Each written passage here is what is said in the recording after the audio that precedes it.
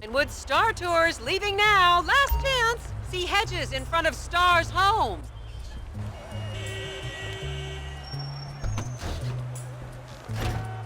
As I am contractually obliged to say, buckle up, everyone. It's showtime.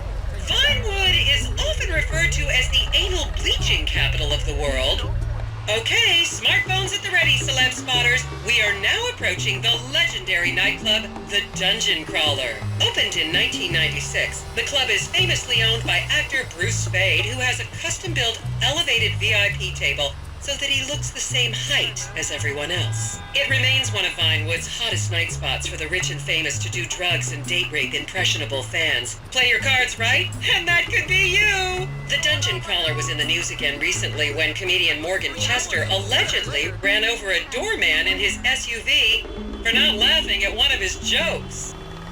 Oh, and now a treat for you closet glam rockers on board. We're coming up to the infamous Tequila La Rock Bar. Back in the day, this was a restaurant run by the mob until it got shut down over the Adam's apple in the soup controversy of 1982. It reopened as the Tequila La Bar in 1983 and soon became a mecca for hair metal bands and fans from across the country. It's rumored that the Love Fist song Dangerous Bastards was written about a night they partied here on Mescaline with some transgender twins.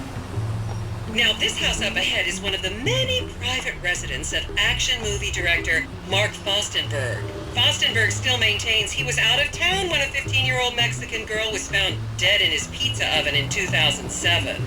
The case was settled out of court and all charges were dropped. The girl's family now live on the next street.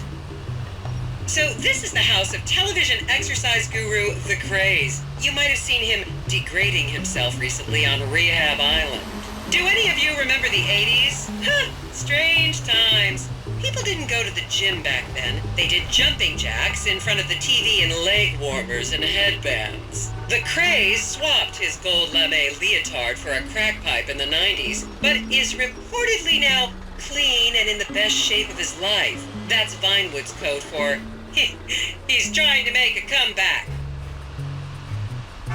This is the home of celebrity wild child Martha Turn. Daughter of 70s comedy star Joni Term, Martha spent her teens partying on booze, her early 20s partying on coke, and her mid-20s staring at her shoes on heroin. Her tell-all autobiography about the difficulties of growing up really rich in Vinewood only sold 30 copies last year. Just up ahead is another place to see and be seen in Rockford Hills, the Richmond Hotel. An iconic entertainment industry hangout, sleazy producer types have been promising to make young girl stars here for over 100 years now. Not gonna lie, I did some shameful things in that lobby bar in my youth, but I've put that period of my life behind me now. Here you can see the landmark Wiesel Theater, which was opened here in Morningwood in 1930. Some of the biggest movies in history have premiered at this theater, including Blue Blood, Shoulder of Orion, and The Many Wives of Alfredo Smith. You might remember the controversial premiere of the gladiator comedy Lions and Donkeys in 1984, when star Chip Hampton walked up the red carpet with two slaves in chains.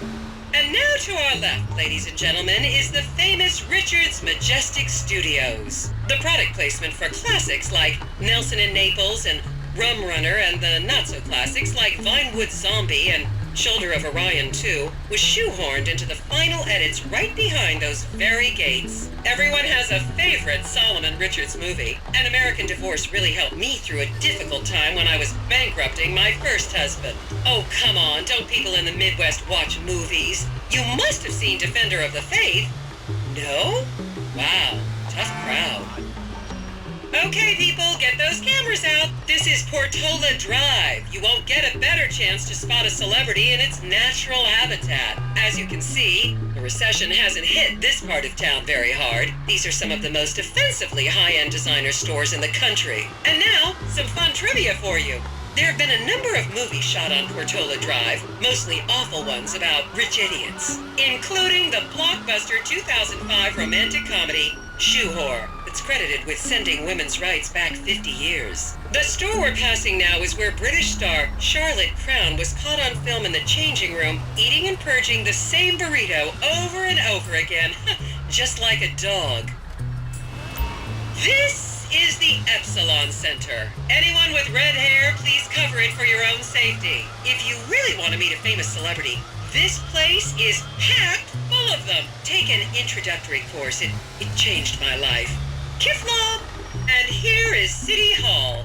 This is where the mayor's office is, if any of you care. You might recognize this building from the 20-minute final dogfight to save Earth in the movie Invasion Los Santos.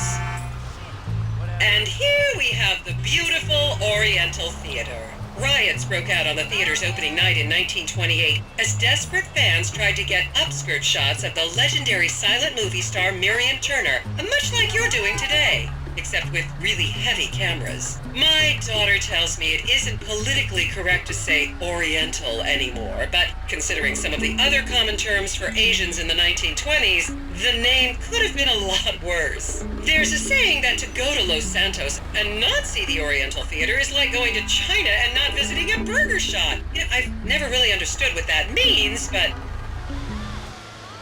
And here we are, back on the strip. As they say in Vinewood, that's a wrap, folks. I hope I managed to take your minds off the economic downturn for just a little while. I'd like to remind any Europeans that 1% is an insult.